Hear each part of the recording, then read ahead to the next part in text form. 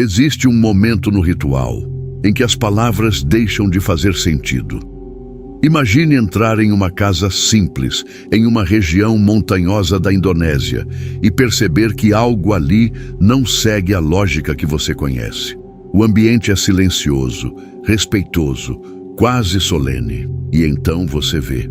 No canto da sala, deitado sobre uma cama cuidadosamente arrumada, está o corpo de uma pessoa que morreu há meses, ou anos. Ele não está escondido, não está isolado, não foi levado embora. Ele permanece ali, dentro da casa, convivendo com a família todos os dias. Recebe roupas novas, recebe visitas, é tratado com carinho, como se ainda estivesse presente, como se ainda fizesse parte da rotina. E ninguém ali parece assustado, ninguém demonstra estranhamento. Para eles, aquilo não é perturbador, é natural. Porque naquele lugar, a morte não significa partida imediata, não significa ausência, não significa fim, significa espera, significa transição. Significa que aquela pessoa ainda está de alguma forma entre os vivos. E é nesse ponto que tudo muda. O que para muitos seria impossível, para esse povo é um gesto de amor. Mas por quê? Por que manter um corpo dentro de casa por tanto tempo? O que faz uma família conviver diariamente com alguém que já partiu? E o mais inquietante, o que acontece quando finalmente chega o momento de dizer adeus? No remoto planalto de Tanah Toraja, na ilha de Sulawesi, vive um povo cuja relação com a morte desafia completamente tudo o que o mundo moderno aprendeu a aceitar como normal. Os Torajá não enxergam a morte como um evento imediato. Para eles, ela não acontece no instante em que o coração para. A pessoa que partiu passa a ser chamada de Makula, que literalmente significa pessoa doente ou alguém que está dormindo. Ela ainda pertence à família, ainda ocupa um lugar dentro da casa, ainda é tratada com respeito diário. O corpo é cuidadosamente limpo, protegido, mantido em um espaço preparado para sua permanência. Ele é preservado com uma mistura de formol e ervas ancestrais, para que não se decompõe enquanto a alma espera. Durante esse período, que pode durar meses ou até anos, a rotina continua. A família conversa com aquela pessoa, compartilha acontecimentos, relata mudanças, faz visitas. Não existe a ideia de abandono, existe presença contínua.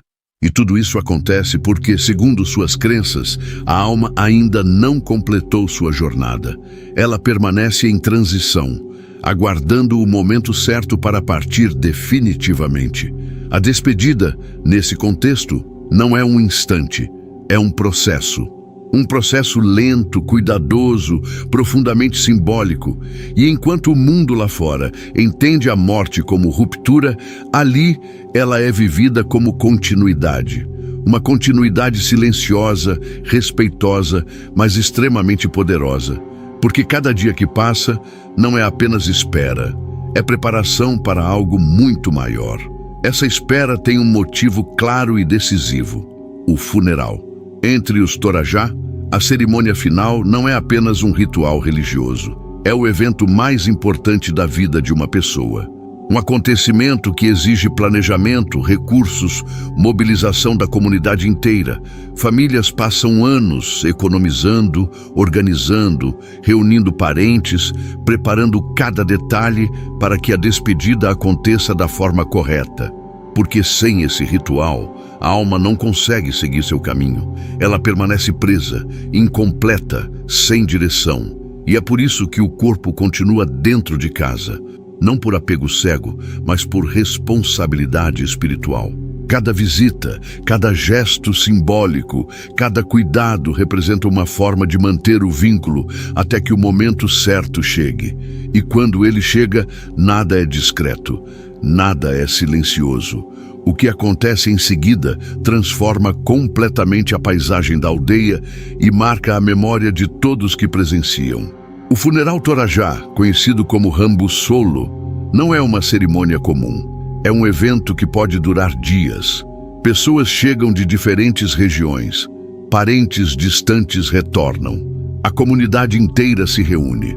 A música, movimento, preparações intensas. E no centro de tudo está um elemento que carrega um significado profundo: os búfalos. Esses animais não são apenas parte do ritual. Eles são considerados guias espirituais. Acredita-se que ajudam a conduzir a alma do falecido até o mundo dos ancestrais. Quanto mais búfalos participam da cerimônia, maior é a honra prestada à pessoa que partiu. O momento é carregado de tensão, respeito e emoção coletiva. Não é apenas um adeus individual. É um evento social, espiritual e cultural. Uma despedida que reafirma laços familiares, posição social e identidade comunitária. E é ali, no auge dessa cerimônia, que a morte deixa de ser silenciosa e se transforma em algo grandioso, público, compartilhado. O que antes era espera se torna passagem. O que era convivência se transforma em despedida definitiva. Mas mesmo depois disso, a relação com quem partiu não termina. Anos depois do funeral, a história continua. Em intervalos de tempo definidos pela tradição, acontece o manene, um ritual que surpreende qualquer olhar externo. Nesse momento, os túmulos são reabertos. Os corpos são retirados, limpos, vestidos com roupas novas, apresentados novamente à família. Fotografias são feitas, histórias são relembradas. Crianças conhecem ancestrais que nunca viram em vida. Não existe medo, existe reconhecimento, existe pertencimento. A morte não separa gerações, ela conecta. O passado permanece presente, a memória se materializa diante de todos, e é nesse ponto que a lógica ocidental se rompe completamente, porque ali a morte não é algo a ser escondido, evitado ou rapidamente superado. Ela faz parte da vida, ela participa da identidade da família, ela continua ocupando espaço, não como dor permanente, mas como continuidade emocional, como presença simbólica que atravessa o tempo. Ao observar tudo isso, uma pergunta inevitável surge: quem está mais distante da morte? Quem convive com ela ou quem a evita? Em muitas sociedades modernas, a despedida é rápida, silenciosa, quase escondida. O corpo desaparece, a rotina segue, o luto precisa ser superado. Entre os Torajá acontece o oposto. A morte é integrada, é compreendida, é acompanhada. Ela não encerra relações, ela transforma vínculos. E talvez seja isso que torna essa tradição tão impactante para quem observa de fora. Ela desafia a ideia de fim. Mostra que a despedida pode ser lenta, que a memória pode ser física, que o amor não precisa terminar quando a vida acaba. Em Tana Toraja, partir não significa desaparecer, significa mudar de lugar dentro da família, significa continuar sendo lembrado, visitado, cuidado. E enquanto o mundo segue acelerado, tentando se afastar da morte, esse povo permanece parado diante dela, não por medo, mas por respeito, porque para os Torajá, ninguém morre de verdade. Enquanto ainda houver alguém que se recuse a esquecê-lo,